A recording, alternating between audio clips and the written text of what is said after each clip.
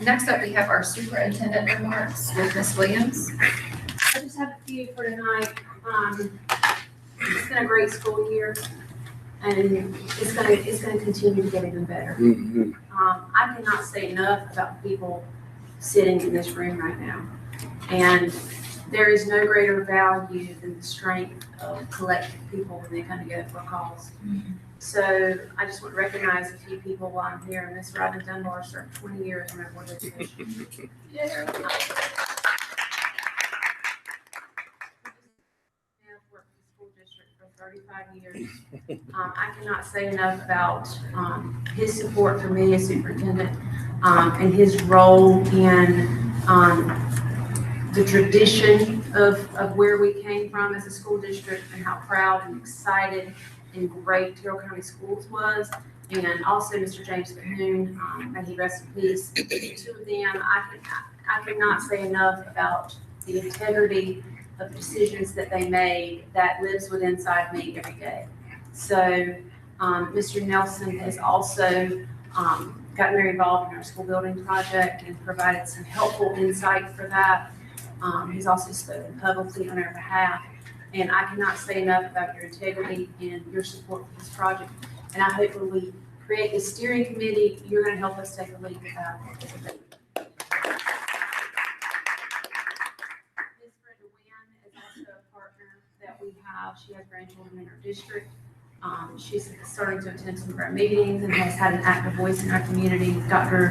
Darren Rim, we recruited him to come back. We let him go for about a year down there in Beaufort County, and then we said, come on back to Terrell County, so he's back with us helping coach. And it's so great for our students to see a minority male with a PhD in the house. You know, that is what we all aspire to, is to reach our greatest potential. So glad to have Sheila back, who is from here.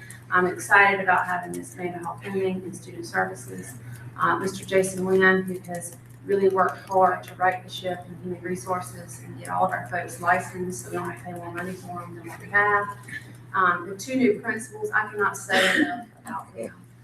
We've hired two great school leaders, and that's going to just continue our momentum. And then our Board of Education and our new board members. So I cannot say enough about what it means to have people rowing on the boat with us. July 27th, we're going to have mediation with our board commissioners. And from my understanding, this is the first time that this has happened in a very, very, very long time in the history of Terrell County Schools. And it is my role as superintendent of this school system to push as far as I can push to get what is needed for our students to move forward in the most professional manner that I can do that. But I do want to tell you that we are in a serious time. We are getting ready to build a new school that we were given $62 million with no strings attached. Our buildings are old and they've held up as long as they can hold up. And it is time to provide something that our students and staff can be proud of and that's going to last us for the next 100 years. The building on the current campus is 100 years old at CHS. It's time to retire some of these buildings, to take pieces of both schools, Terrell Elementary, which was the old Terrell School, and Columbia Middle School and Columbia High School, and to take that tradition and bridge us into the future. So I ask that everyone in this room provides prayers for us and guidance as we move towards this navigation. We want a very meaningful mediation with our county commissioners. We want them to see the value in the work that we do. Public education is the foundation for society. And if we don't get this right, and the generation after us, society is going to start crumbling. And I will say that in front of anybody. Public education. Now, if parents want to send their kids to charter, they want to send their kids to private, they want to homeschool. That is a parent's right. But it is our right as custodians of the public school system to get this right for the kids and families that choose us. Moving into our next strategic plan, our board's going to set their strategic plan and direction, and we want everyone in our community to choose us because we know that we are the best option. We know we are. So from everything that Mr. Nelson did many years ago to what I'm continuing moving forward, We want to all be on the same page and rowing in the same boat. We're not always going to agree. We're going to have some disagreements, just like family does. But I can tell you, I am thrilled to be a part of this family, and I will do everything I can in my professional power to fight for the school system. Brianna, would you mind sharing with the public what that 27th, that day looks like, how it starts out? And We're It's going to open to- start at 10 o'clock. There's going to be an opening meeting. The opening meeting is going to have a presentation by our confirmed architect and design team and contractor partnership. So we have chosen a design build model because we know that $62 million, 62,000,000 is like it. Now you're like, I can't even think about what that money looks like because I only know what's in my bank account right now, you know, and I'm ready to get paid next week. But we know that that's the ceiling of what we have to spend. So our contractor and our architect is going to provide a presentation to inform and educate both our board and the board of commissioners on what that amount of money is going to get us. That's open to the public. That's open to the public on the current campus, in addition to the 19.09 acres that we are trying to purchase behind the Old Family Dollar. Now, I cannot speak for the commissioners and what they want and what they want to do because I'm not a representative of the board of commissioners. But they have some other ideas about what they would like to see happen. We, as a board of education and as a superintendent, we have a plan and vision for what we feel like is best for our pre-K through grades 13 students. So the architect and the contractor in a public meeting, keep in mind, we're going to have our members of the Board of Education there, the members of the commissioners. There will be a joint meeting of both boards. And then once we go into mediation, that will be in closed session with attorney-client privilege. There is going to be a retired judge who's going to be overseeing the mediation. And retired judges are known for impartiality, and they're also known for getting boards to come to a compromise. So we will be in separate locations during closed session, and the judge will go to us, and they'll go to the board of commissioners, and we hope to come to an agreement about what is best for Terrell County and Terrell County public school students. Amen. The biggest thing that we hope will come out of this is a renewed relationship between our board of commissioners and our board of education. Yes. We are all members of a very small community. And if any one of us passed away tomorrow, we'd be going to each other's funeral, whether we liked each other or not, because that's what people do in small communities.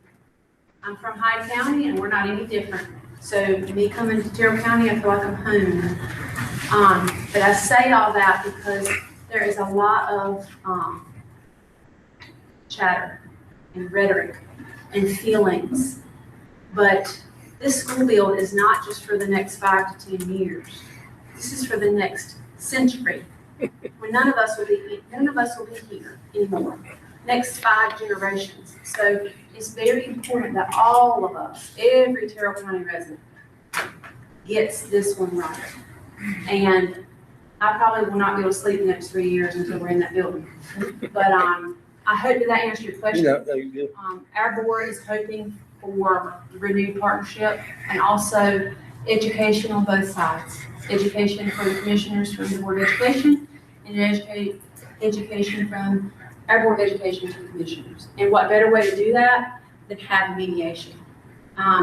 It is costly, so we're hoping we wrap all this up in the one-day mediation and it does not go to litigation because that's very costly to taxpayers and it's not fair to our community who's already economically stressed.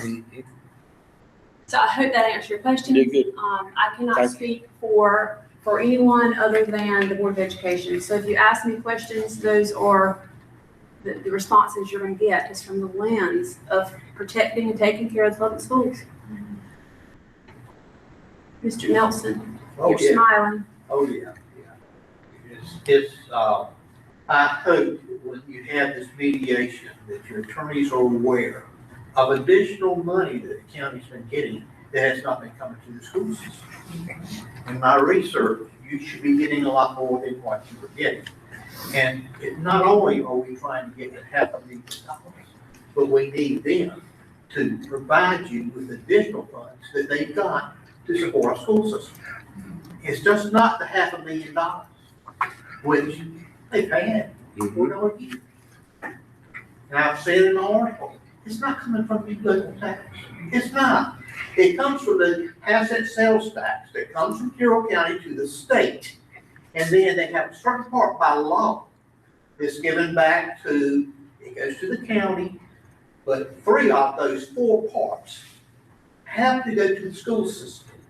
There's one part that's at the discretion of the commissioners, whether they want to do the school system or some project they have.